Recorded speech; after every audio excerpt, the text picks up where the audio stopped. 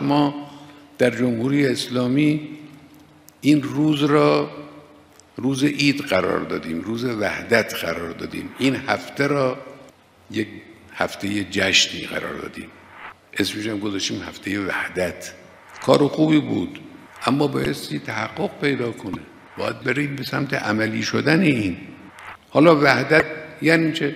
مراد از وحدت قطعاً وحدت مذهبی نیست، یعنی این که این به مذهب اون در بیاد، اون به مذهب این در بیاد، یک مذهب، نه، این قطعاً مراد نیست. وحدت جغرافیایی هم نیست، مثل اون چیزی که در دهه‌های 60 میلادی و 70 میلادی بعضی از کشورهای عربی با هم اتحاد پیدا کردن، اعلام کردن که یکی هستن، که نشد و نمیشه و امکان نداره.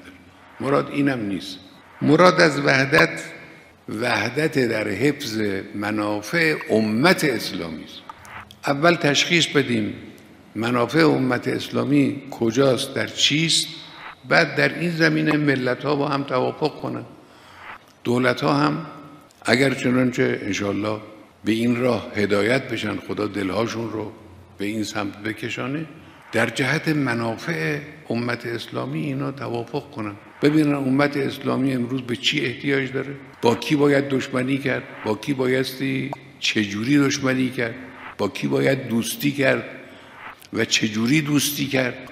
این جهتگیری ها رو در ضمن گفتگوها و مذاکرات به توافق برسن، در این جهت حرکت کنن. مراد اینه، اشتراک عمل در برابر نقشه های استکبار.